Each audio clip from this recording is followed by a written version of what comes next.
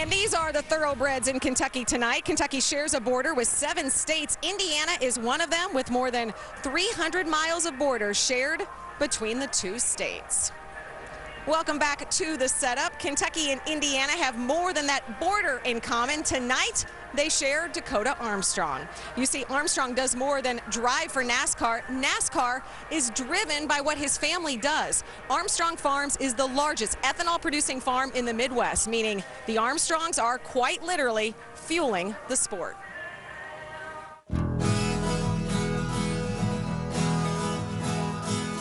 Hi, I'm Dakoda Armstrong, and when I'm not driving 180 miles an hour in the Campbell Truck Series, we're here out at my farm going 5 miles an hour. Let me show you around.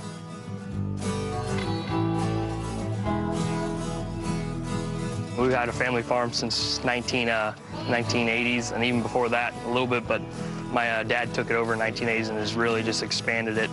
We farm about 8,000 acres. We do about 4,000 of yellow #2 corn, and we do about 4,000 of soybeans. Most of these hybrids only grow 1 ear of corn.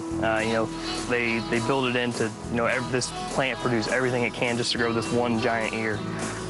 This year we've been in a little bit of a drought, so, we normally average about 200 bushel per acre, but I think this year, we're looking, just to go over 100.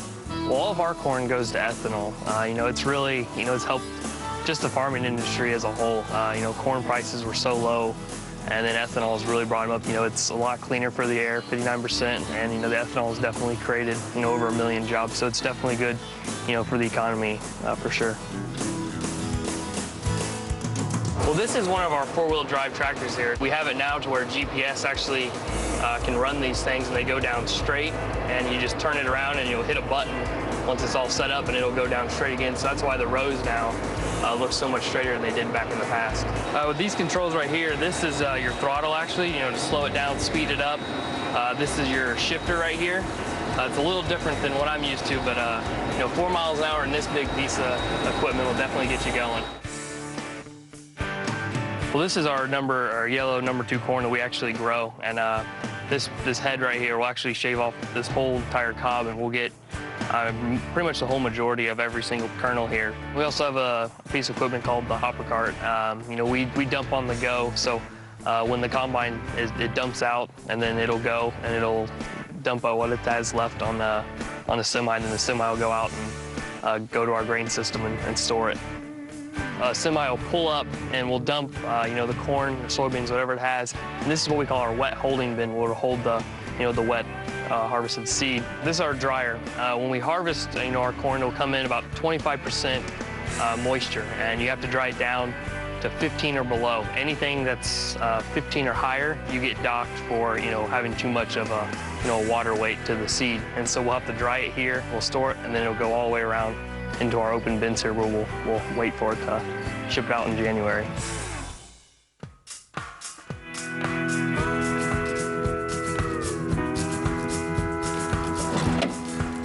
Well, I hope you enjoyed my tour of my family farm. These things are a little too slow for me, so I gotta get back to real speed with the trucks. Always cool to see what our drivers do away from the racetrack. Pretty cool piece there, Dakoda. And if that combine doesn't want to go left, what kind of adjustment do you make to get it to go where you want it to go? Well, luckily it's got a tractor knob on it, so you just crank it a little harder. But it's pretty cool, everything they do, and great that ethanol, that's what they've done for this sport so far. But I gotta thank Turner, for letting us come back and giving us the opportunity to come out here and race. Thank all my sponsors, Syngenta Seed, DriverSavingMud.com. I think our Ford truck's pretty good here. We just gotta, get it right now. This is my last hurrah as of right now, so we're gonna give it all we got and see what happens. Talk about the differences of what kind of adjustments it has been for you to come to the racetrack with a new race team. No testing, you show right up to the racetrack and got to get it done. How difficult is that? It does a little bit, but they've done a good job this year of having different drivers in the Ford truck and being good. And the first practice, our throttle wasn't going all wide open, so hopefully our adjustments are good and we'll see what happens. I think we got it pretty good for race trim, but we just got to work our way up and see what happens. With this race team with Dakoda Armstrong, he'd been on a little bit of a run, Krista, before he left the 98 truck. Maybe he can keep that going tonight here at Kentucky.